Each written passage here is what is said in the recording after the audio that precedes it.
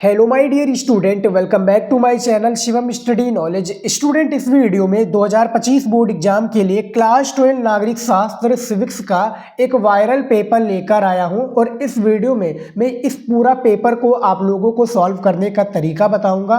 Paper में questions कैसे आएंगे और जो आपका पेपर का पैटर्न होता है वो कैसे होता है, और बोर्ड एग्जाम में जो आप लोगों का नागरिक शास्त्र की कॉपी होती है वो आप लोगों को पूरी कॉपी कैसे लिखनी है, यहाँ पर आप लोगों को पूरी जानकारी में देने वाला हूं। यहां पर देखिए स्टूडेंट, मैं पूरी कॉपी आप लोगों के लिए लिखकर लेकर आया हूं और इस वीडियो में मैं आप लोगों को बताऊंगा कि बोर्ड एग्जाम में आपको कौन सी गलतियां नहीं करनी है और बोर्ड एग्जाम में जो नागरिक शास्त्र की कॉपी होती है वो आप लोगों को कैसे लिखनी है, ताकि एग्जामिनर आपको 100 में से 95% नागरिक शास्त्र में दे सके। तो आज के इस वीडियो को शुरू से लेकर लास्ट तक जरूर देखिएगा। 1 मार्च को आप लोगों को नागरिक शास्त्र का पेपर होने वाला है और उसमें भी आप लोगों का टारगेट है स्टूडेंट 95% आप लोग लेकर चल रहे हैं। तो ये उसके लिए बहुत ज़्यादा जरूरी है कि आप लोगों को कॉपी लिखकर आना चाहिए कि बोर्ड एग्जाम में कॉपी कैसे लिखें और बोर्ड एग्जाम में आप लोग कौन सी गलती ना करें, ये आप लोगों को पता होना चाहिए। और पूरा पेपर आपको कैसे सॉल्व करना है ताकि आपका पूरा क्वेश्चन भी अटेम्प्ट हो जाए और आप कॉपी भी अच्छे से लिखकर चले आओ बोर्ड एग्जाम में। तो आज के इस वीडियो को लास्ट तक जरूर देखिएगा स्टूडेंट। एक वायरल पेपर में लेकर आया हूँ और कॉपी और जो कवर पेज होता है ये सारी चीज़ें कैसी भरनी है, सारी चीज़ें मैं कॉपी स्टूडेंट याद रखिए, पूरा कॉपी में आप लोगों के लिए लिख कर लेकर आया हूं। आपको सारे प्रश्न का भी मैं उत्तर बताऊंगा, कौन सा प्रश्न कितने शब्दों में देना है, ठीक है, और कौन सी गलती आपको बोर्ड एग्जाम में नहीं करनी है, जो कि हर एक स्टूडेंट कॉपी लिखते समय वो गलती करता है। चलिए मैं दिखा देता हूँ। यहाँ पर देखिए अनुक्रमांक रहेगा स्टूडेंट, तो मैं अनुक्रमांक लिख देता हूँ यहाँ पर 6 7। मैं रैंडम कोई अनुक्रमांक लिख लेता हूँ क्योंकि भैया मैं पेपर देने वाला तो हूँ नहीं। तो यहाँ पर देखिए, तो 5 6 8 नंबर का आपका रोल नंबर होता है, ठीक है। तो यहाँ पर मैं लिख देता हूँ, ठीक है, ठीक है। यहाँ पर नाम मैं अपना ही लिख देता हूँ भैया, शिवम, ठीक है।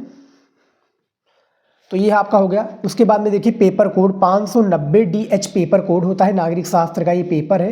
100 नंबर का आप लोगों का पूर्णांक होगा, ठीक है। नागरिक शास्त्र का समय जो आपको दिया जाएगा पेपर में 3 घंटे 15 मिनट का दिया जाएगा। 15 मिनट जो है इस पेपर को अच्छे से पढ़ने के लिए, तो आप लोग जरूर पेपर को अच्छे से पढ़ लीजिएगा। दूसरा पॉइंट है कि सभी प्रश्न अनिवार्य है, यानी ये पेपर में जितने भी प्रश्न दिए हुए हैं वो सभी प्रश्न अनिवार्य है, ठीक है। तीसरा पॉइंट है कि प्रश्न संख्या 1 से 10 तक बहुविकल्पीय प्रश्न है, यानी इस पेपर में आपके 1 से 10 तक बहुविकल्पीय प्रश्न पूछे गए हैं। चौथा पॉइंट है प्रश्न संख्या 11 से 20 तक अति लघु उत्तरीय प्रश्न है, जिनका प्रत्येक उत्तर लगभग 10 शब्दों में यानी एक वाक्य में देना है। पांचवा पॉइंट है प्रश्न संख्या 21 से 26 तक लघु उत्तरीय प्रश्न 1 है, जिनका प्रत्येक उत्तर लगभग 50 शब्दों में देना है। और प्रश्न संख्या 27 से 30 तक लघु उत्तरीय प्रश्न 2 है, जिनका प्रत्येक उत्तर यहाँ पर देखिए 100 से 125 शब्दों में देना है। और यहाँ पर 6 नंबर पॉइंट देखिए, प्रश्न संख्या 21 से 32 तक दीर्घ उत्तरीय प्रश्न है, जिनका प्रत्येक उत्तर लगभग 250 शब्दों में आपको देना है। और अगला 7वां नंबर पॉइंट है सभी प्रश्नों के निर्धारित अंक उसके सामने दिए हुए, यानी जो भी प्रश्न दिया जाएगा कि भैया ये इतने नंबर का है वो सामने दिया होगा। देखिए बहुविकल्पीय में नोट में दिया कि निम्नलिखित 10 प्रश्नों में से प्रत्येक के 4 विकल्प दिए गए हैं, इनमें से सही विकल्प चुनकर उसे अपनी उत्तर पुस्तिका में लिखिए, यानी जो राइट आंसर है उसी को अपने उत्तर पुस्तिका में आपको लिखना है। तो यहाँ पर देखिए स्टूडेंट, आपका जो कॉपी होगा, कॉपी का जो फर्स्ट कवर पेज होगा वो कुछ इस प्रकार से दिया होगा और भैया इसमें जो हमें जानकारियाँ भरनी पड़ेगी, ठीक है। इसमें जो सारी चीज़ें हमें स्टेप बाय स्टेप भरनी पड़ेगी और शुद्ध एवं स्पष्ट रूप से। यहाँ पर देखिए लिखा हुआ भैया कि परीक्षार्थी सभी प्रविष्टियाँ शुद्ध एवं स्पष्ट रूप से स्वयं भरे। अब यहाँ पर देखिए पहला पॉइंट है ना, तो इसमें जो हमारा रोल नंबर था, ये वाला रोल नंबर यहाँ पर देखिए, ठीक है, इसी को मैं लिख दूंगा यहाँ पर 6 7 5 6 फिर 7 8 9 1। इसके बाद में देखिए परीक्षार्थी का अनुक्रमांक शब्दों में।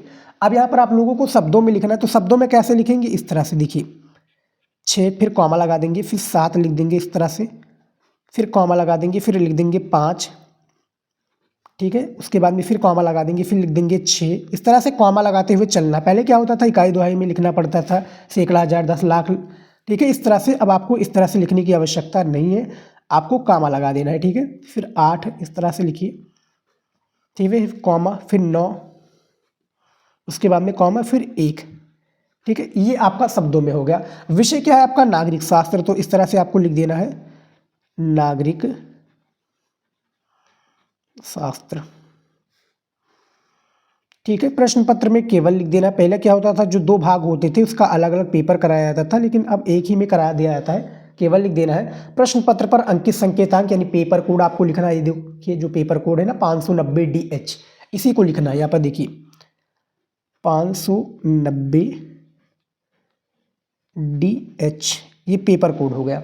ठीक है। परीक्षा का दिन कौन सा है आपका, 1 मार्च को पेपर होने वाला ना, तो 1 मार्च तीसरा महीना। ठीक है। ये पे देखिए 2025 परीक्षा। यहाँ पर देखिए परीक्षा का दिन होना चाहिए स्टूडेंट। यहाँ पर मैंने पाली वो लिख दिया है। ठीक है। यहाँ पर मैं कोई रैंडम नंबर ले लेता हूँ, जैसे मान लीजिए कि शनिवार है आपका उस दिन। ठीक है। मुझे पता नहीं कि भैया कौन सा दिन है, तो मैंने शनिवार लिख दिया है। परीक्षा की तिथि, जो परीक्षा की तिथि यहाँ पर होनी चाहिए, यहाँ पर मैंने लिख दिया है स्टूडेंट। ठीक है। तो ये देखिए 2025। ठीक है। उसके बाद में देखिए द्वितीय पाली में आपका पेपर होगा, क्योंकि जो इंटरमीडिएट का पेपर होता है स्टूडेंट वो द्वितीय पाली में होता है। ठीक है। उसके बाद में देखिए यहाँ पर केंद्र का नाम लिखना है, यानी जिस विद्यालय में आप पेपर देने गए हैं उस केंद्र का यहाँ पर आपको नाम लिखना है। ठीक है। अपना जो चैनल है शिवम स्टडी नॉलेज, तो या वो उसका नाम लिख सकते हैं या कोई विद्यालय का नाम, जैसे यहाँ पर मैं लिख देता हूँ पंडित शीतला SST शीतला शरण शुक्ल स्मारक। ठीक है। स्मारक इंटर स्मारक, यहाँ पे देखिए स्मारक इंटर कॉलेज, इस तरह से हम लिख देंगे स्टूडेंट। ठीक है। एक प्रकार से शॉर्ट में नाम आपका जो पेपर होगा, जिस विद्यालय में जहाँ पर आपका सेंटर जाएगा, आपके एक प्रकार से एडमिट कार्ड पर लिखा होगा, उसी को लिखिएगा। परीक्षा का यानी रूम नंबर, तो यहाँ पर मैं 1 रूम नंबर लिख देता हूँ। ठीक है। आप जिस रूम नंबर में बैठेंगे पेपर देने, यहाँ पर उसका नाम लिखना है। फिर दिनांक यहाँ पर लिखना है जिस दिन आप पेपर देने वाले हैं। तो आपका 1 मार्च को पेपर है ना, तो इस तरह से आपको लिख देना है 1 मार्च तीसरा महीना 2025। ठीक है। आपको ये जानकारी आपको ऐसे ही भरनी, फिर कक्ष निरीक्षक का पूरा नाम व हस्ताक्षर वो स्वयं करेगा, जिसकी गाड़ी लगी होगी जिस टीचर की। ठीक है। तो ये सारी जो जानकारी है जो आपको स्पष्ट रूप से स्वयं भरनी है जब भी कोई कॉपी लिखिएगा। ठीक है। नागरिक शास्त्र का मैं बता रहा हूँ, आप समाज शास्त्र का लिखिएगा तो भी आपको जानकारियाँ भरनी पड़ेंगी सारी चीज़ें। ठीक है। तो ये कॉपी का कवर पेज हो गया। अब मैं आपको दिखा देता हूँ स्टूडेंट, ये देखिए कॉपी। ठीक है। बोर्ड एग्जाम में कैसे आपको कॉपी लिखनी है, थोड़ा और जूम कर देता हूं ताकि दिखने में भैया अच्छे लिखें। ये देखिए। ठीक है। बोर्ड एग्जाम में आपको जो कॉपियां लिखनी कुछ इसी प्रकार से लिखना है। तो ये तो मैंने जानकारी बता दी कि निर्देश वगैरह आपको पढ़ लेना अच्छे से। बोर्ड एग्जाम में जब भी जाइएगा तो निर्देश पढ़ लीजिएगा। देखिए पहला क्वेश्चन दिया हुआ कि स्वतंत्रता प्राप्ति के समय देश की सबसे बड़ी चुनौती क्या थी। तो भैया स्वतंत्रता प्राप्ति के समय देश की सबसे बड़ी चुनौती यही थी, राष्ट्रीय एकता और सुरक्षा। ठीक है। आपका पहले का बी राइट आंसर हो जाएगा। दूसरा क्वेश्चन है भारतीय राष्ट्रीय कांग्रेस पार्टी की स्थापना कब हुई। तो इनमें से राइट आंसर क्या 1885 हो जाएगा। जी हाँ स्टूडेंट। उसके बाद में देखिए अगला क्वेश्चन तीसरा नंबर, द्वितीय पंचवर्षीय योजना किस मॉडल पर आधारित थी। तो नेहरू यहाँ पर देखिए महाल नोबिस पर आधारित थी। तो तीसरे का ए ऑप्शन सही हो जाएगा। अगला क्वेश्चन देखिए 4 नंबर, ताशकंद समझौता कब हुआ। तो भैया जो ताशकंद समझौता हुआ क्या 1966 में हुआ, मुझे तो यही लग रहा है स्टूडेंट। जी हाँ। उसके बाद में देखिए 5वां नंबर क्वेश्चन, किस दशक को खतरनाक दशक कहा जाता है। तो 1960 को शायद खतरनाक दशक कहा जाता है स्टूडेंट। यानी जो राइट आंसर होगा मैं आपको बता रहा हूँ डायरेक्ट। 6 नंबर क्वेश्चन देखिए, किस राष्ट्रपति ने भारत में वर्ष 1975 में आपातकाल की घोषणा की। तो फरुखदीन अली अहमद ने 25 जून 1975 को एक प्रकार से आपातकाल की घोषणा की। किसके इशारों पर, जो उस समय की प्रधानमंत्री थी इंदिरा गांधी जी की इशारों पर। ये भैया कौन थे, राष्ट्रपति थे फरुखदीन अली अहमद भारत के। 7वां क्वेश्चन देखिए, संविधान की धारा 370 कब समाप्त कर दी गई।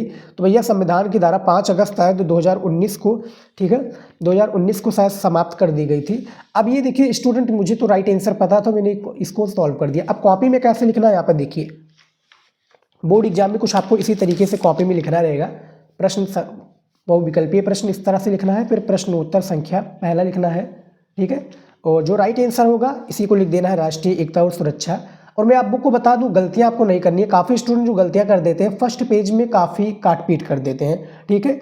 काट पीट बिन फालतू में क्या है, एक प्रकार से काट पीट कर देते हैं और गंदगी मचा देते हैं, ताकि एग्जामिनर का एक प्रकार से इम्पैक्ट, गलत इम्पैक्ट पड़ता है आपकी कॉपी पर। वो देखता है भैया कि आपने, देखिए आप 1000 खूबियां हैं आपके अंदर, आपके पास एक गलती आप कर देते हैं और एक ऐसी गलती है जो कि एक प्रकार से देखने के लायक नहीं है। और उसमें हर एक स्टूडेंट जो है एक प्रकार से गलतियां करती हैं, यही गलती करती है कि वो फर्स्ट पेज में गलत क्वेश्चन का आंसर दे देता है और काट पीट करने लगता है। मैं बता दूं आपको फर्स्ट, थर्ड और सेकंड पेज में तो बिल्कुल भी नहीं करना है और पूरी कॉपी में प्रयास कीजिए कि भैया आपका काट पीट ना हो, राइटिंग से लिखिए, सही सही उत्तर लिखिए, ठीक है। आपको गलतियां नहीं करनी है स्टूडेंट। गलती कर दोगे शुरुआत में तो कहा गया है first impression is the last impression. First impression में भैया आप गड़बड़ा दोगे तो सारी चीज़ें एक प्रकार से पूरी बर्बाद हो जाएगी। तो देखिए प्रश्नोत्तर संख्या इस तरह से, सबसे पहले एक संकेत के थ्रू मैंने लिख दिया है बहुविकल्पीय प्रश्न, एग्जामिनर को पता चल जाए कि सर जी अब यहाँ से मेरा बहुविकल्पीय प्रश्न स्टार्ट होने वाला है। उसके बाद में जो राइट आंसर है, देखिए प्रश्नोत्तर संख्या पहले का बी राइट आंसर, फिर दूसरे का आपका बी ए राइट आंसर, फिर तीसरे का ए राइट आंसर, चौथे का बी राइट आंसर होगा। यानी जो राइट आंसर है, यानी जो भी ऑप्शंस है ए बी सी डी, उसी को आपको राइट आंसर लिखना है और 3 लाइनों का गैप रखिएगा, इससे ज़्यादा मत रखिएगा। और आपको बोर्ड एग्जाम में जो पेन यूज करना है, कुछ ये पेन होंगे, ये देखिए, ठीक है। ये 4 चीज़ें, एक आपका ब्लैक स्केच, एक आपकी पटरी, एक ब्लू पेन, एक ब्लैक पेन, ठीक है। ये 4 चीज़ें बहुत ही ज़रूरी है आपको पेपर में, बोर्ड एग्जाम की कॉपी में लिखने के लिए, ठीक है। अंडरलाइन करने के लिए पटरी तो बहुत ज़्यादा जरूरी है, जिससे आप लोग अंडरलाइन करेंगे।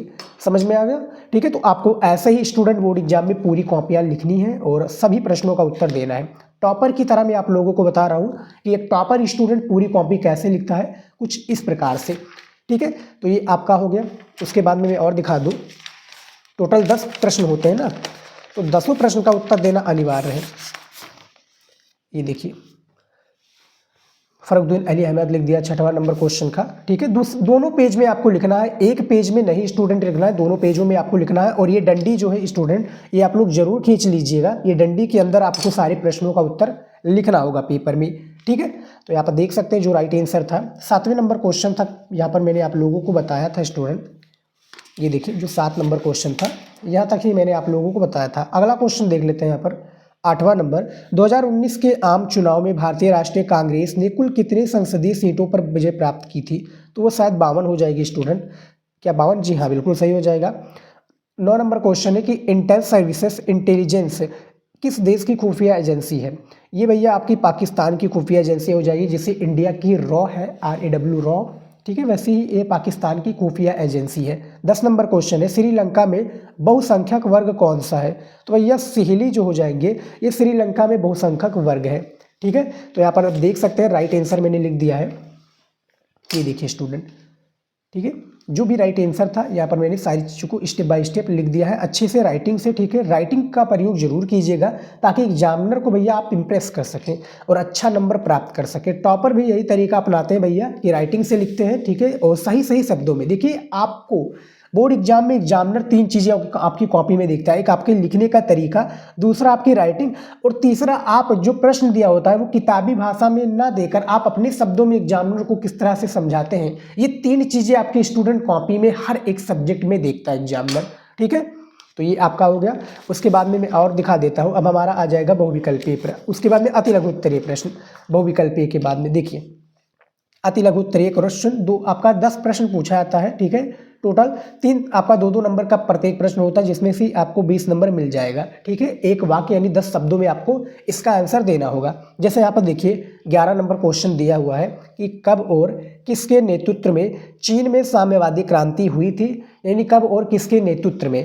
तो इसका उत्तर देखिए स्टूडेंट, कॉपी मैंने कैसे लिखा है, देखिए अति लघु उत्तरीय प्रश्न दिया हुआ है, प्रश्नोत्तर संख्या 11, ठीक है। एग्जामिनर को मैंने एक संकेत दे दिया कि सर जी यहाँ से मेरा अति लघु उत्तरीय प्रश्न स्टार्ट है, ताकि जो आपका पूरा नंबर है 2 नंबर वो आपको बराबर मिल सके, ठीक है। काफ़ी स्टूडेंट ये गलतियाँ कर देते हैं। आप लिखना चाहते तो लिख दीजिए, नहीं लिखना चाहते तो कोई बात नहीं, लेकिन मैंने लिख दिया ताकि एग्जामिनर को एक संतुष्टि मिल जाए, पता चल जाए, क्योंकि भैया उसको हज़ारों यानी पर डे इसको 200 से 300 कॉपियाँ चेक करनी होती हैं और उसको इतना ध्यान नहीं रहता कि भैया कौन सा शब्द है। जैसे मान लीजिए कि आपका 6 नंबर का क्वेश्चन है, उसमें 2 नंबर देकर चला जाए तो आपको कैसा लगेगा।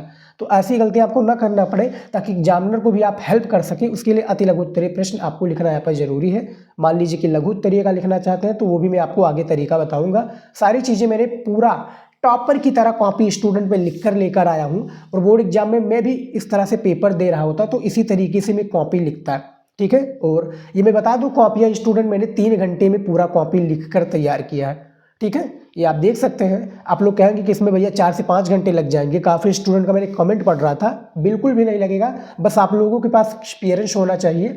जब आप स्टूडेंट जब डेली आप प्रैक्टिस करते हैं, देखिए 3 घंटे का टाइमर सेट करके आप लोग प्रैक्टिस कीजिए, तो आप लोगों का एक प्रकार से हाथ बैठ जाएगा और आप हर पेपर जो है 3 घंटों में सॉल्व कर दोगे। ठीक है, ज़्यादा टाइम आपको नहीं लगेगा जब आपके पास नॉलेज होगा और जब आप घर पर ही प्रैक्टिकल पूरा किया होगा। ठीक है, तो 11 नंबर जो क्वेश्चन है देखिए, सन 1949 में माओ के नेतृत्व में चीन में साम्यवादी क्रांति हुई थी। ठीक है, तो प्रश्नोत्तर संख्या 11 का राइट आंसर है। ठीक है, 10 शब्दों में पूछा गया था, इसका आंसर दे दिया है। 12 नंबर क्वेश्चन देखिए, दक्षिण एशिया के 2 सबसे छोटे देशों का नाम बताइए। ठीक है, 2 नंबर का क्वेश्चन है, इसका देखिए प्रश्नोत्तर संख्या 12 में सबसे पहला है भूटान तथा दूसरा है मालदीव। दक्षिण एशिया के 2 सबसे छोटे देशों का नाम। 13 नंबर क्वेश्चन देखिए, निषेधाधिकार यानी बीटो पावर से आप क्या समझते हैं। ठीक है, 2 नंबर का ये क्वेश्चन है स्टूडेंट, यानी बीटो पावर से आप क्या समझते हैं, इसका उत्तर देना है। यहाँ पर देखिए प्रश्नोत्तर संख्या 13 के अंतर्गत। ठीक है, किस तरह से लिखा है देखिए, और शब्दों में गैप जरूर रखिए, राइटिंग से लिखिए स्टूडेंट। अभी राइटिंग आपकी नहीं सुधरी है तो 2-3 पेज आप डेली लिखोगे तो अच्छे से सुधर जाएगी, लेकिन मन लगाकर लिखिएगा। ठीक है, देखिए मेरी राइटिंग भी स्टूडेंट में बात करूं, मैं क्लास 9 में था, बहुत ही बेकार राइटिंग थी। टीचर मुझे बोलते थे कि भैया ये क्या कर रहे हो, आप बोर्ड एग्जाम में कैसे कॉपी लिखोगे, इस तरह से लिखोगे तो पूरा नंबर नहीं दिया जाएगा। मैंने अपने राइटिंग को इम्प्रूव किया और आप देख सकते हैं कि राइटिंग बेहतर है। ठीक है, देखिए प्रश्नोत्तर संख्या 13 में कि संयुक्त राष्ट्र संघ के स्थायी सदस्यों को निषेधाधिकार की शक्ति प्रदान की गई है। इसका तात्पर्य यह है कि यदि 5 स्थायी सदस्य यहाँ पर देखिए सदस्यों में से कोई एक सदस्य सुरक्षा परिषद में यहाँ पर देखिए किए गए निर्णय से सहमत नहीं है तो वो इस निर्णय को बीटो पावर के माध्यम से रद्द कर सकता है। बीटो पावर 5 ही देश के पास है, आपका रसिया यानी रूस, चीन, ठीक है, अमेरिका, ठीक है, ब्रिटेन और फ्रांस। ये 5 देश हैं जो कि भैया उनके पास बीटो पावर है। इन 5 देश में कोई भी एक सहमत नहीं है तो वो बीटो पावर को रद्द कर सकते, कोई भी प्रस्ताव को रद्द कर सकता है। ठीक है, उसके बाद में देखिए अगला क्वेश्चन यहाँ पर, भैया कॉपी लिख कर लेकर आए हो, बस आप लोग लाइक कर दीजिए। मैं आप लोगों के लिए दिन रात मेहनत करता हूँ स्टूडेंट, आपको मैं लिटरली बता रहा हूँ। मैं ये वीडियो जो बना रहा हूँ 3 बजे रात में वीडियो में बना रहा हूँ। ठीक है, ये 3 बजे रात में स्टूडेंट में वीडियो बना रहा हूँ, आप लोग बिलीव नहीं करोगे, मैं दिन रात एक करके मेहनत कर रहा हूँ। तो प्लीज़ आप लोगों से स्टूडेंट हाथ जोड़ के रिक्वेस्ट है, आप लोग वीडियो को देखते हैं लेकिन चैनल को नहीं सब्सक्राइब करते हैं, कर लीजिए। मैं इसी तरीके से वीडियो लेकर आता हूँ। जो हमारे आर्ट के स्टूडेंट हैं, यूपी बोर्ड की तैयारी कर रहे हैं, मैं उनकी पूरा तैयारी करा रहा हूँ और उनके ऊपर मैं पूरा ध्यान दे रहा हूँ। तो आप लोग का भी एक कर्तव्य है कि प्लीज़ चैनल को सब्सक्राइब कर लीजिए और वीडियो को अपने 2 दोस्तों के पास जरूर शेयर कीजिए। आपको मेरा काम पसंद आ रहा है, आपको मेरा जो एक प्रकार से पढ़ाने का स्टाइल अच्छा लग रहा है या पढ़ाने का तरीका अच्छा लग रहा है, तो प्लीज़ आप लोग ये सारी चीज़ें कर लीजिए। मैं आपसे कुछ भी नहीं मांग रहा हूँ। काफ़ी जो चैनल्स हैं वो क्या है आपके लिए एक प्रकार से कोर्स बेचते हैं, लाखों का, एक प्रकार से हज़ारों का कोर्स बेचते हैं, लेकिन मैं ये सब कुछ बिल्कुल भी नहीं करता। मैं फ्री में PDF दे देता हूँ। टेलीग्राम नहीं ज्वाइन किए तो कर लीजिए, वहाँ पर मैं फ्री में PDF वगैरह दे देता हूँ आप लोगों को। ठीक है, और कुछ भी आप लोग हमसे पर्सनल पूछना चाहते हैं बोर्ड एग्जाम से रिलेटेड तो आपके लिए इंस्टाग्राम ओपन है, आप कभी भी मुझसे पूछ सकते हैं, आपके लिए मैं हमेशा हाजिर हूँ।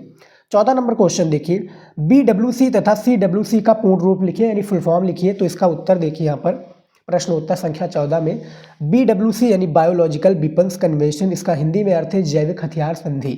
CWC यानी केमिकल वेपन्स कन्वेंशन यानी रासायनिक हथियार संधि। ठीक है, तो ये आपका हो जाएगा। उसके बाद में देखिए 15 नंबर क्वेश्चन कि अंटार्कटिका प्रदेश पर संप्रभुता का दावा करने वाले 2 देशों का नाम उल्लेख कीजिए। ठीक है, 2 नंबर का क्वेश्चन है, इसका उत्तर देखिए 15 नंबर में। सबसे पहला है ब्रिटेन तथा दूसरा जो है अर्जेंटीना। ये भैया जो अंटार्कटिका प्रदेश है इसमें अपना दावा करती है कि भैया ये हमारा ही क्षेत्र है। ठीक है भैया, तो ये दावा करती है। और उसके बाद में देखिए 16 नंबर क्वेश्चन, स्वतंत्रता के समक्ष देशी रियासतों के कुल कितने यानी कुल संख्या कितनी थी जो देशी रियासतें थे 1947 के तत्पश्चात जो स्वतंत्रता में हुई थी। तो देखिए स्वतंत्रता के समय देशी रियासतों की कुल संख्या 565 थी।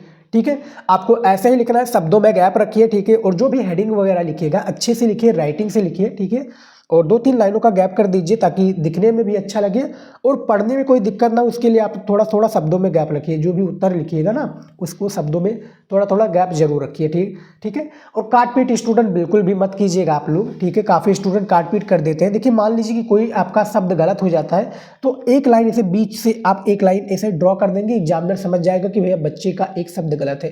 काफ़ी स्टूडेंट सफेदा मारने लगते हैं, उसको ऐसे गुमेच देते हैं, गोच देते हैं, ठीक है। ऐसा नहीं करना है आप लोगों को, बहुत बड़ी गलती कर रहे हैं आप लोग, ठीक है। ये तरीका मैं आपको बता रहा हूँ, ऐसा तरीका। देखिए 17 नंबर क्वेश्चन है, सोशलिस्ट पार्टी का गठन कब हुआ, कुछ प्रमुख समाजवादी नेताओं का नाम भी बताइए।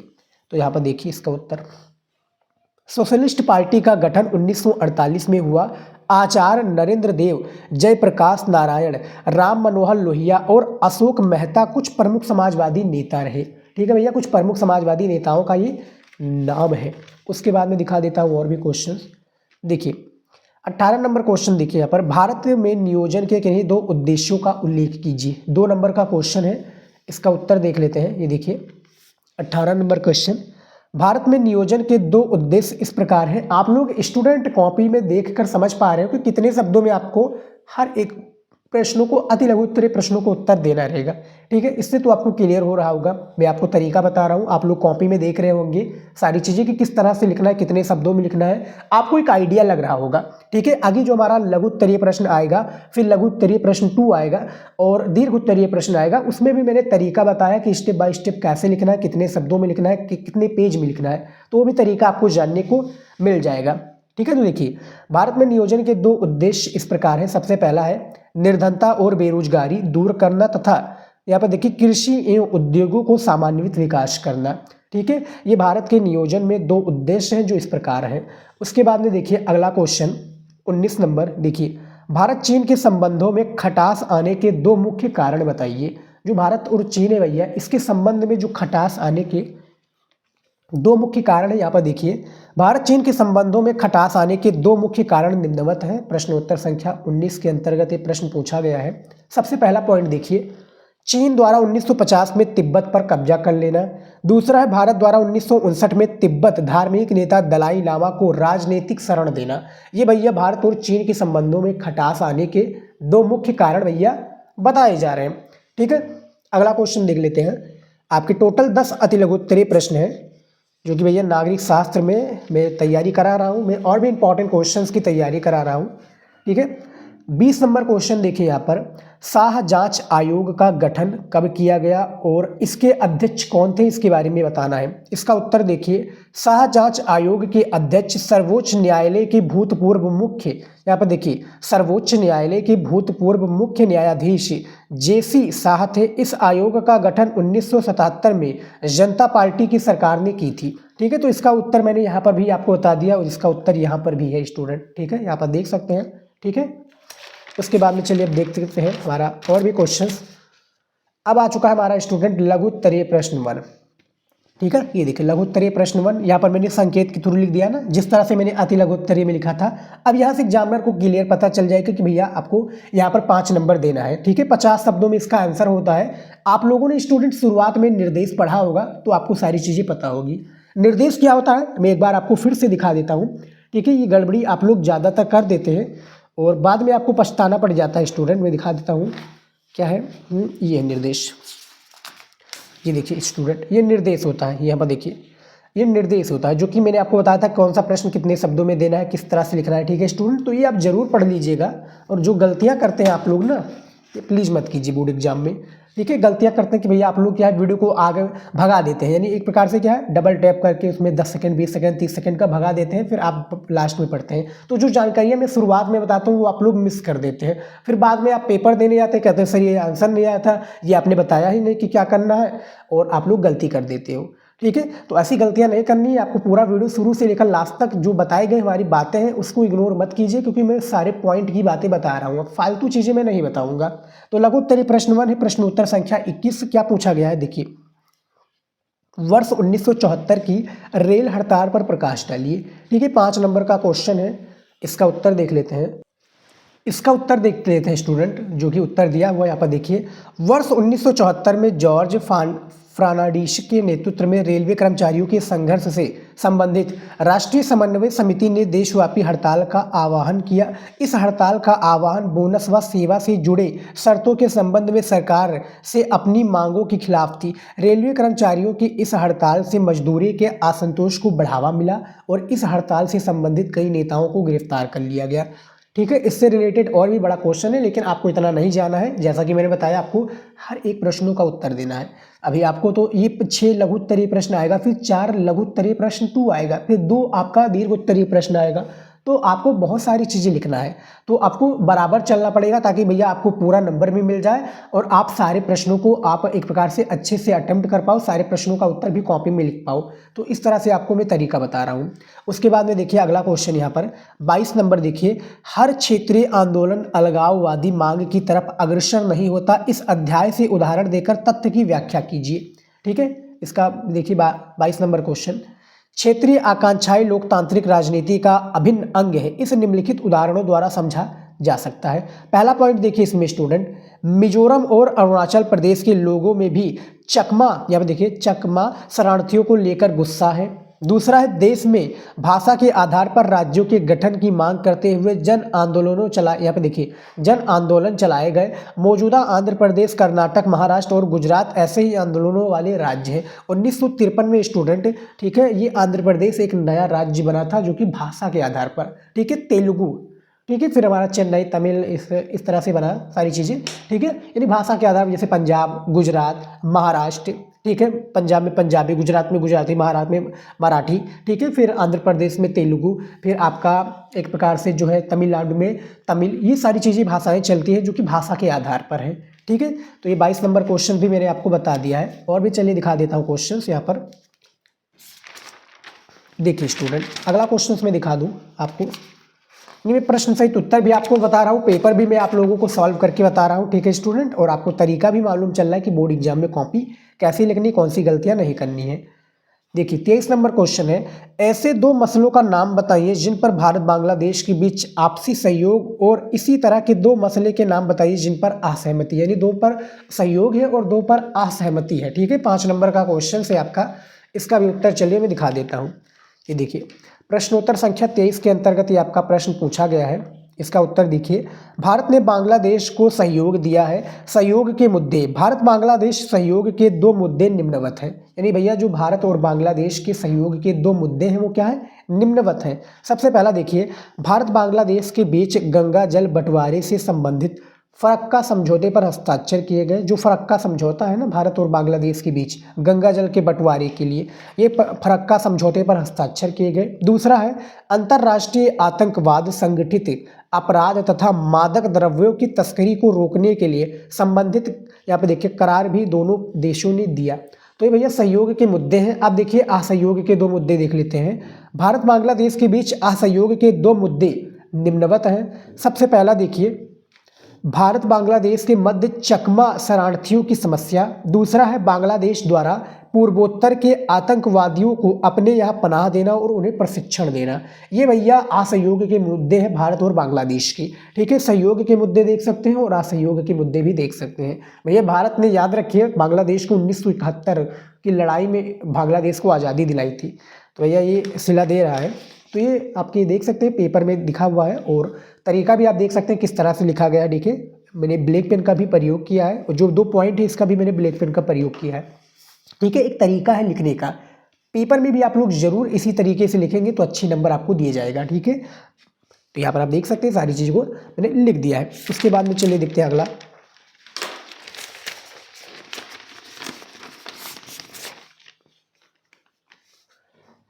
देखिए स्टूडेंट, अगला क्वेश्चन दिया हुआ है 24 नंबर यहाँ पर, कि विश्व स्वास्थ्य संगठन के विषय में आप क्या जानते हैं, इसके बारे में बताइए। ठीक है, देखिए 24 नंबर क्वेश्चन है ना, इसका उत्तर देख लेते हैं। विश्व स्वास्थ्य संगठन की स्थापना 7 अप्रैल 1948 को हुई थी। इसका मुख्यालय जिनेवा में है। जिनेवा कहाँ पर है भैया, स्विट्जरलैंड में। ठीक है, स्वास्थ्य से तात्पर्य केवल बीमारी या दुर्बलता की अनुपस्थिति ना होकर पूर्ण शारीरिक, मानसिक तथा यहाँ पर देखिए सामाजिक कल्याण की दशा से है। जैसे राष्ट्रीय सरकारों की स्वास्थ्य सेवा सुदृढ़ करने में सहायता देना, अंतर्राष्ट्रीय स्वास्थ्य के मामलों पर अंतर्राष्ट्रीय यहाँ देखिए अभिसमय तथा करारों को प्रस्तावित करना आदि ये संबंधित है। अब देखिए हमारा ये सभी मैं क्वेश्चन का आंसर मैं आप लोगों को बता रहा हूँ। आप लोग क्या क्या स्टूडेंट वीडियो को रोक कर भी देख सकते हैं, ठीक है। वीडियो को रोक लीजिए और सारी चीज़ों को अच्छे से समझ लीजिए। आप प्रश्न का उत्तर भी लिख रहे हैं तो अच्छी बात है, लिख लीजिए, ठीक है। वीडियो को रोक कर, कोई कहीं पे नहीं जा रहा है, बस आप लोगों को स्टूडेंट क्या है समझ में आना चाहिए, ठीक है। आप लोग बताइएगा और किस टॉपिक पर वीडियो चाहिए, इस वीडियो को खत्म होने के बाद में भी आप लोग कमेंट में बताइएगा। मैं सभी का कमेंट अब पढ़ने लगा हूं, पहले नहीं पढ़ता था लेकिन अब पढ़ने लगा हूं और मैं उस पर वीडियो बनाने का पूरा प्रयास करता हूं, ठीक है। मैं अकेला हूं, याद रखिए मेरा कोई टीम नहीं है, मैं अकेला ही सारी चीज़ों को करता हूं, तो टाइम लग सकता है स्टूडेंट, क्योंकि मैंने एक प्रकार से 6 सब्जेक्ट ले रखा है। 6 से 7 सब्जेक्ट में पढ़ाता हूँ इस चैनल पर, तो सभी सब्जेक्ट को बराबर लेकर चलना पड़ता है और सभी जो होते हैं अलग अलग स्टूडेंट होते हैं टाइप की, ठीक है। 25 नंबर क्वेश्चन है कि रियो सम्मेलन, यहाँ पर देखिए रियो सम्मेलन के क्या परिणाम हुए इसके बारे में बताना है। इसका उत्तर देखिए, रियो सम्मेलन के निम्नलिखित परिणाम निकले। जो निम्नलिखित परिणाम है कुछ निकले हैं भैया पॉइंट के थ्रू। सबसे पहला है वैश्विक राजनीति के दायरे में पर्यावरण को लेकर एक सटीक रूप दिया, ठीक है। जो वैश्विक राजनीति के दायरे में पर्यावरण को लेकर एक क्या है सटीक रूप दिया। दूसरा है आवर कॉमन फ्यूचर रिपोर्ट छापी गई। जो आवर कॉमन फ्यूचर रिपोर्ट है ये क्या है छापी गई। तीसरा है विश्व के दक्षिणी हिस्से में औद्योगिक विकास की मांग अधिक प्रबल है और रिपोर्ट में इसी हवाले से चेतावनी दी गई। जो रिपोर्ट है इसी हवाले से क्या दी गई भैया, चेतावनी दी गई। और चौथा है उत्तरी देशों की मुख्य चिंता ओजोन परत में छेद तथा वैश्विक ताप वृद्धि को लेकर थी। वैश्विक क्या थी भैया, ताप वृद्धि को लेकर थी। तो भैया ये 50 शब्दों में एक प्रकार से 50 शब्दों से ऊपर होगा, नीचे नहीं होगा। और इसी तरीके से आपको लिखना, यानी एक पेज में 2 क्वेश्चंस को आपको जो है लिखना रहेगा, जो है लघुत्तरीय प्रश्न 1 की मैं बात कर रहा हूँ, ठीक है। उसके बाद में देखिए आखिरी क्वेश्चन जो बचा है लघुत्तरीय प्रश्न 1 को, उसको भी मैं डिस्कस कर देता हूँ। देखिए 26 नंबर क्वेश्चन है कि वैश्वीकरण क्यों आवश्यक है, संक्षेप में लिखिए, ठीक है। तो देखिए इसका उत्तर 26 नंबर क्वेश्चन है ना, देखिए एक अवधारणा के रूप में वैश्वीकरण की मूल, यहाँ पे देखिए वैश्वीकरण की मूल धारणा है प्रवाह अनेक प्रकार के होते हैं। विश्व के एक भाग से विचारों को दूसरे भागों पर पहुंचना, ठीक है। पूंजी का एक स्थान से दूसरे स्थान पर हस्तांतरण होना, पूंजी का एक से अधिक स्थानों पर अवगमन या वस्तुओं के एक से अनेक स्थानों पर पहुंचना, ठीक है, तथा व्यापार एवं उत्तम आजीविका की खोज में विश्व के विभिन्न भागों में लोगों द्वारा अवगमन यहाँ सर्वाधिक आवश्यक तथ्य है, ठीक है। तो ये भैया 26 नंबर हमारा एक प्रकार से प्रश्न था, मैंने बता दिया है। और तरीका भी आप लोगों को पता रहा होगा, शब्दों में गैप भी है, पढ़ने में कोई दिक्कत नहीं आ रही होगी, आप लोग वीडियो में क्लियर देख रहे हैं, ठीक है। वीडियो की आप लोग एक प्रकार से क्वालिटी बढ़ा लेंगे तो और भी वीडियो अच्छी लगने लगेगी, ठीक है। तो क्वालिटी आप लोग इंप्रूव कर सकते हैं सेटिंग से, जो कि यूट्यूब का सेटिंग दिया हुआ है, आप लोग इंटेलिजेंट स्टूडेंट जानते हैं। अब देखिए स्टूडेंट यहाँ पर आ चुका है, अब देखिए स्टूडेंट यहाँ पर आ चुका है लघुत्तरीय प्रश्न 2, ठीक है। लघुत्तरीय प्रश्न 2 में टोटल में बात करूँ 4 ही प्रश्न होते हैं, दिखा देता हूँ मैं। देखिए लघुत्तरीय प्रश्न 2 में टोटल 4 प्रश्न है, 6 नंबर का एक प्रश्न होता है। लगभग 100 से लेकर 125 शब्दों में आपको एक प्रश्न का उत्तर इसमें देना होगा, तब जाकर आपको 6 नंबर दिया जाएगा। यहाँ पर देखिए 27 नंबर क्वेश्चन, बांग्लादेश के लोकतंत्र पर एक टिप्पणी लिखिए। जो बांग्लादेश है ना, इसकी लोकतंत्र पर आपको एक टिप्पणी लिखना है, ठीक है। 6 नंबर आप लोगों को दिया जाएगा पेपर में। मैं आपको इसका उत्तर दिखा देता हूँ। यहाँ पर देखिए लघुत्तरीय प्रश्न 2 प्रश्न उत्तर संख्या 27, इसका उत्तर देख लेते हैं। बांग्लादेश में लोकतंत्र, देखिए बांग्लादेश 1947 से 1971 तक पाकिस्तान का हिस्सा था। अंग्रेजी राज के समय के बंगाल, देखिए समय के बंगाल और यसम, देखिए बंगाल और असम के विभाजित हिस्सों से पूर्वी पाकिस्तान का ये क्षेत्र बना था। 1971 में, देखिए 1971 में भारत और पाकिस्तान के बीच हुए युद्ध की समाप्ति पूर्वी पाकिस्तान में पाकिस्तानी सेना के आत्मसमर्पण तथा एक स्वतंत्र राष्ट्र बांग्लादेश के निर्माण के साथ हुई, ठीक है। बांग्लादेश ने अपना संविधान बनाकर उसमें अपने को एक धर्मनिरपेक्ष लोकतांत्रिक तथा समाजवादी देश घोषित किया, लेकिन 1975 में शेख मुजीबुर रहमान ने संविधान में संशोधन कराया और संसदीय प्रणाली की जगह अध्यात्मक, यहाँ पे देखिए अध्यक्षात्मक शासन प्रणाली को मान्यता मिली। शेख मुजीब ने अपनी पार्टी अवामी लीग को छोड़कर अन्य सभी जो पार्टियां थी वो समाप्त कर दिया और इससे तनाव और संघर्ष की स्थिति उत्पन्न हुई और अगस्त 1975 में सेना ने उनको खिलाफ बगावत कर दी। सेना ने भैया जो है शेख मुजीबुर रहमान के खिलाफ बगावत कर दी, ठीक है। शेख मुजीबुर रहमान जो कि अभी जो शेख हसीना है ना, उन्हीं की एक प्रकार से पिताजी थे, ठीक है। और ये 1971 में इनको एक प्रकार से आज़ादी मिली, जो कि किससे, जो एक प्रकार से पश्चिमी पाकिस्तान से, जो कि पश्चिमी पाकिस्तान अभी वर्तमान में पाकिस्तान हम उसको कहते हैं, ठीक है। पहले क्या होता था, पूर्वी पाकिस्तान, लेकिन ये 1971 में एक स्वतंत्र राष्ट्र बन गया, स्वतंत्र देश बन गया बांग्लादेश, ठीक है। और यहाँ पर आप देख सकते हैं पूरी चीज़ों को मैंने बताया हुआ है किस तरह से लिखा गया है। लघु उत्तरीय प्रश्न 2 27 नंबर क्वेश्चन, ठीक है। तो ये भी मैंने आप लोगों को बता दिया है। अब चलिए देख लेते हैं और भी क्वेश्चंस स्टूडेंट। देखिए 28 नंबर क्वेश्चन देखिए, साक्षी, यहाँ पे देखिए साक्षी परंतु अलग अलग जिम्मेदारियों का सिद्धांत किस क्षेत्र से है। जो अलग अलग जिम्मेदारियां हैं ये भैया, इसका सिद्धांत जो है वो किस क्षेत्र से है वो भी देख लेते हैं। देखिए पर्यावरण संरक्षण को लेकर उत्तरी और दक्षिणी गोलार्ध, जो पर्यावरण संरक्षण को लेकर यहाँ पर देखिए उत्तरी और दक्षिणी गोलार्ध के मध्य रवैयों में काफ़ी अंतर पाया जाता है, ठीक है। यहाँ पर देखिए विकसित देशों का कहना है कि पर्यावरण संरक्षण, ठीक है, के मुद्दे पर हर किसी देश की जिम्मेदारी समान है।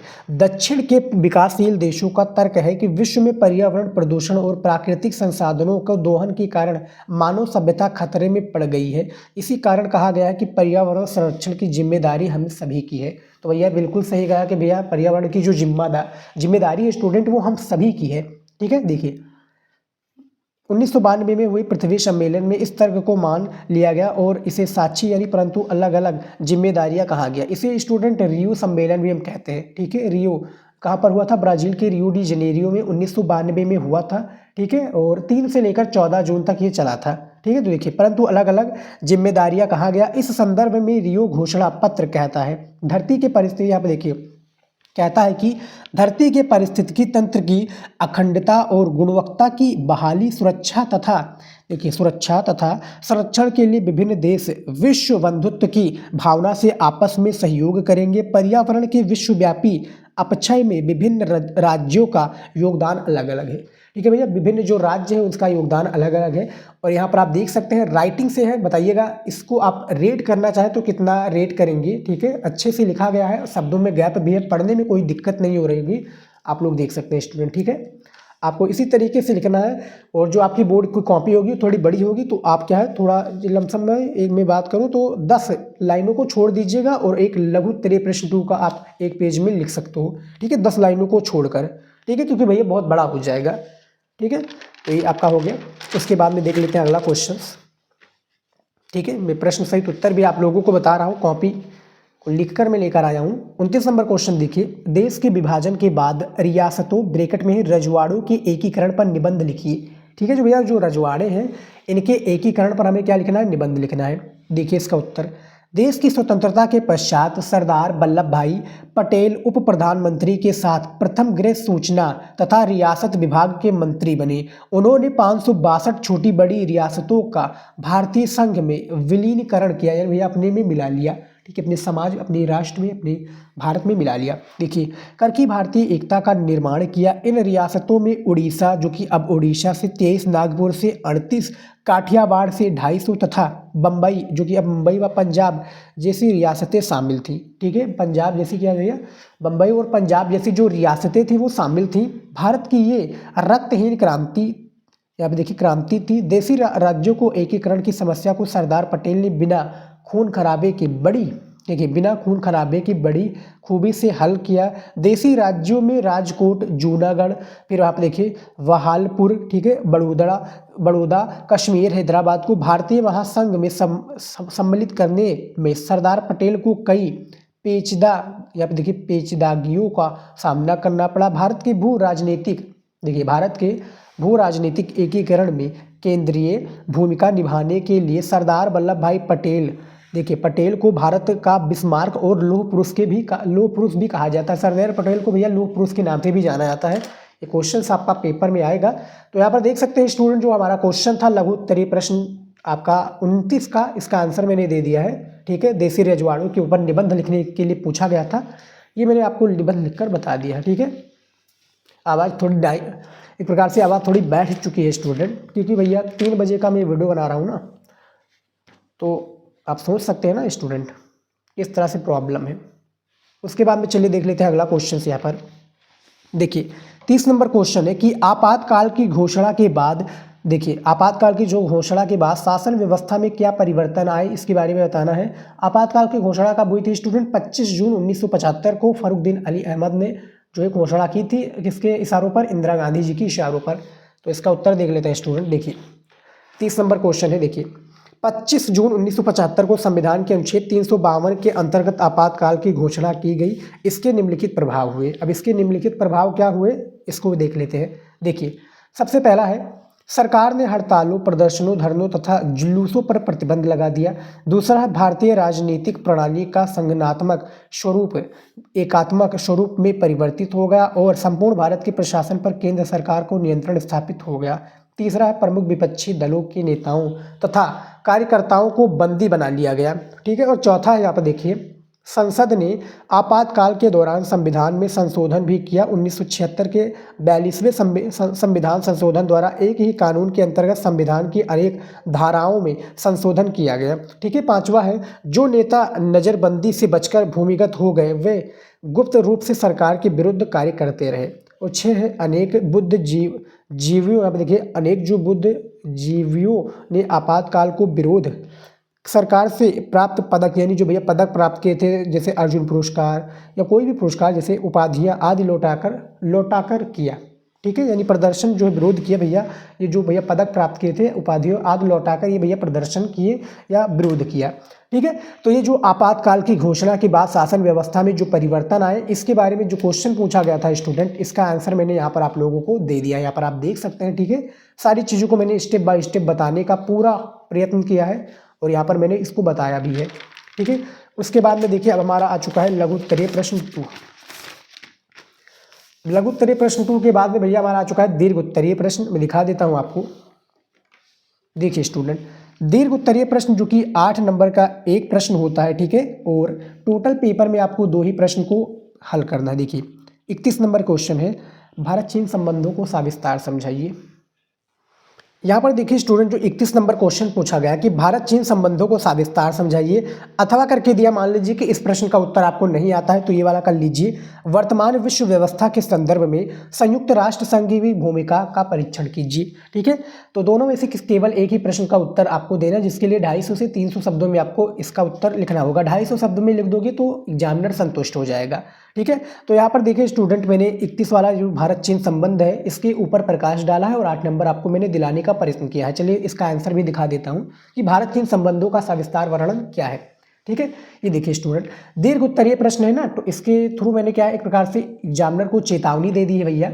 ये देखिए दीर्घ उत्तरीय प्रश्न एग्जामिनर को बता दिया कि सर जी अब हमारा यहाँ से दीर्घ उत्तरीय प्रश्न स्टार्ट हो जाएगा। ठीक है। एक संकेत मैंने लिख दिया है। ठीक है। अब प्रश्नोत्तर संख्या 31 लिख दिया। अब आप लोग सोचेंगे यहाँ पर अथवा वाला मैं कर रहा होता तो यहाँ पर मैं अथवा लिख देता।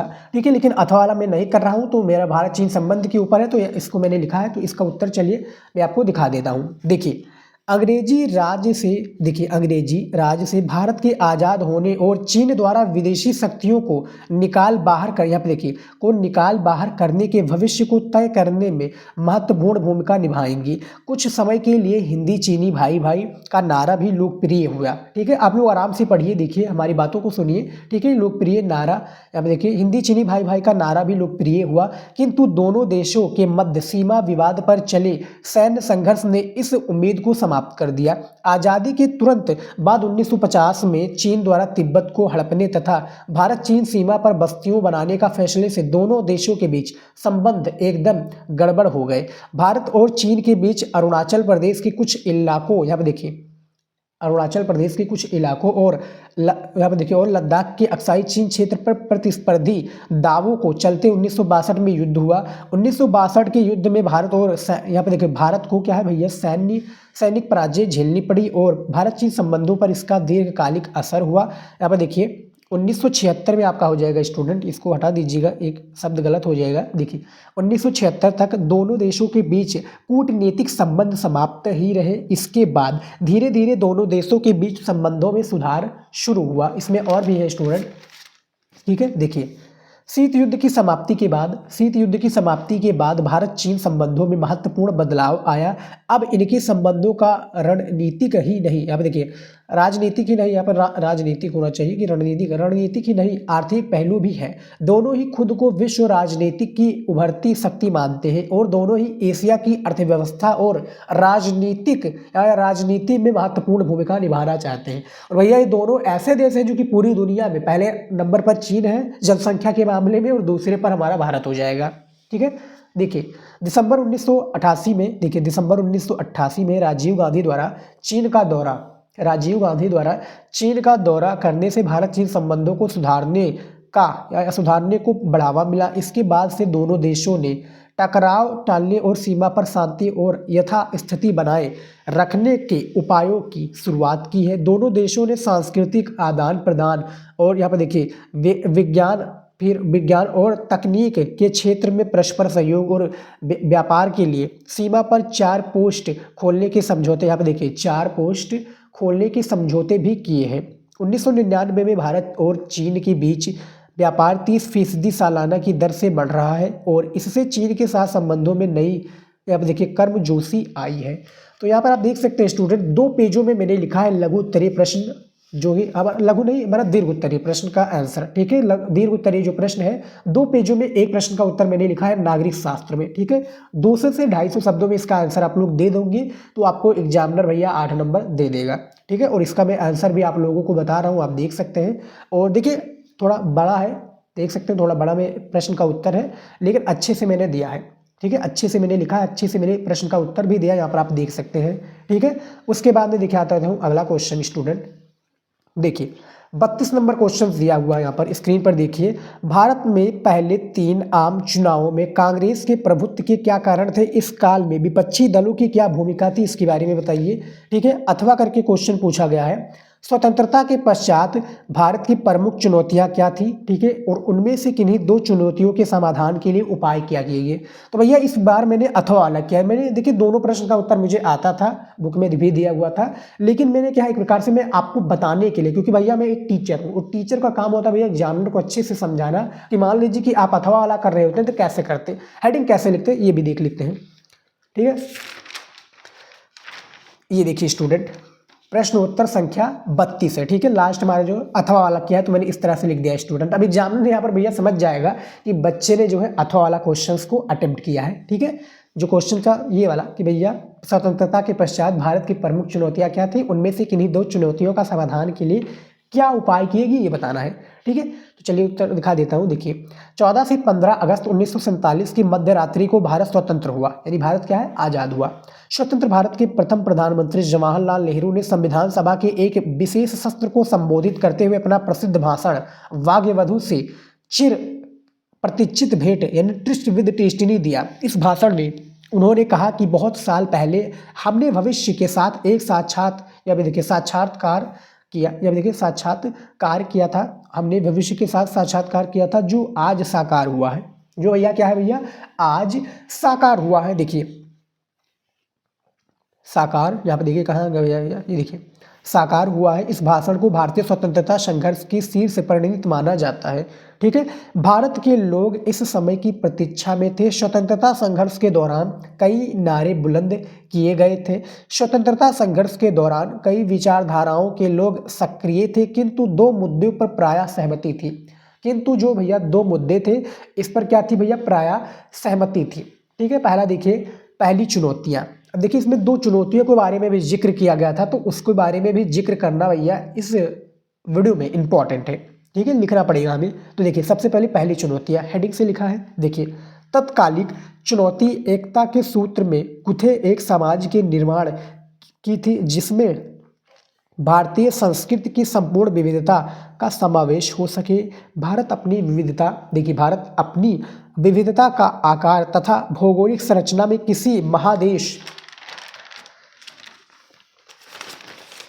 देखिए बोर्ड की कॉपी अलग होगी स्टूडेंट, ये आपकी जो है बोर्ड एक प्रकार से बाजार में मिल जाती है कॉपी, लेकिन जो बोर्ड की कॉपी होगी कहीं पर नहीं मिलेगी भैया, वो खुद बोर्ड के द्वारा बनाया जाता है और आप लोगों के लिए आपकी सीरियल नंबर से बनाया जाता है।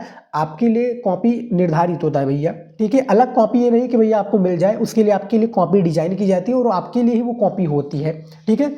अब इसमें देखिए महादेश से कम नहीं था, विभिन्न भाषाएं बोलने वाले तथा पृथक धर्मों के अनुयायी इस देश के निवासी थे। यह आमतौर पर माना जाता है कि इतनी विविधता वाला देश लंबे समय तक एकजुट नहीं, यहाँ पे देखिए लंबे समय तक एकजुट नहीं रह सकता है। भारत के लोगों के मन में रही आशंका भारत विभाजन के बाद सच प्रमाणित हुई। भारत के भविष्य पर प्रश्न किए जाने लगे थे, क्या भारत अखंडित रह पाएगा, क्या भारत यहाँ पर देखिए अखंडित रह पाएगा। अब इसमें देखिए दूसरी जो चुनौतियाँ थी, देखिए लोकतंत्र को कायम रखना था। लोकतंत्र जो था भैया भारत को ये क्या है, कायम रखना था।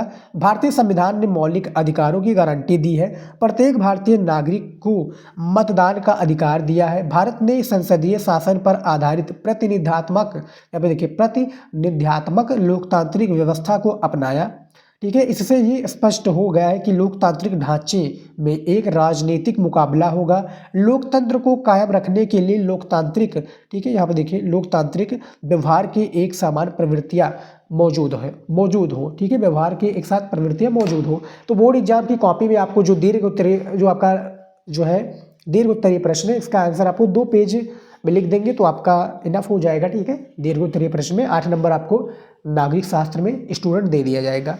अब यहाँ पर मैं आप लोगों को एक तरीका बता दूं, ठीक है, जो मैंने पूरा पेपर है स्टूडेंट मैंने सॉल्व करके आपको बता दिया है, ठीक है। चाहे वो आपका दीर्घ उत्तरीय प्रश्न हो या आपका लघु उत्तरीय प्रश्न हो, लघु उत्तरीय प्रश्न 1 हो या लघु उत्तरीय प्रश्न 2 हो, ठीक है, अति लघु उत्तर हो, बहुविकल्पीय हो, ठीक है, सारी चीज़ों को मैंने बता दिया है स्टेप बाय स्टेप। वीडियो थोड़ा लंबा हो गया है, लेकिन ये सारी चीज़ें बतानी जरूरी थी। कॉपी आपको कैसे लिखनी है ये भी बताना जरूरी था, ठीक है। ये भी आप तरीका देख सकते हैं। लघु उत्तरीय हमारा जो प्रश्न था, दीर्घ उत्तरीय प्रश्न था, फिर हमारा, ठीक है स्टूडेंट, इस तरह से आपको लिखना था। अब यहाँ पर देखिए स्टूडेंट मैंने पॉइंट के थ्रू भी लिखा है, ये देखिए 1 2 3 इस तरह से पॉइंट के थ्रू भी लिखा ताकि दिखने में अच्छा लगेगा, ठीक है। उसके बाद में ये देखिए जिस तरह से क्वेश्चंस पूछे गए थे उसी तरीके से मैंने रिएक्ट भी किया है और अच्छे से लिखने का प्रयास किया है स्टूडेंट, ठीक है। पूरी कॉपी मैंने आप लोगों को लिख कर बता दी है और आई होप कि आज का ये वीडियो आप लोगों को अच्छा लगा है तो वीडियो को लाइक जरूर कर लीजिएगा, वीडियो को अपने दोस्तों के पास शेयर कीजिएगा और आप लोग चैनल पर नए हैं तो प्लीज़ चैनल को सब्सक्राइब कर लीजिए। 1 लाख सब्सक्राइबर तक आप जल्दी से करवा दीजिए। फिलहाल स्टूडेंट इस वीडियो में इतना ही था। अगला टॉपिक, अगला सब्जेक्ट किस वीडियो पर चाहिए आप लोग अगला सब्जेक्ट प्लीज़ ज़रूर बताइएगा। और इस वीडियो में इतना ही था, मिलता है नेक्स्ट वीडियो में नए टॉपिक के साथ। जय हिंद।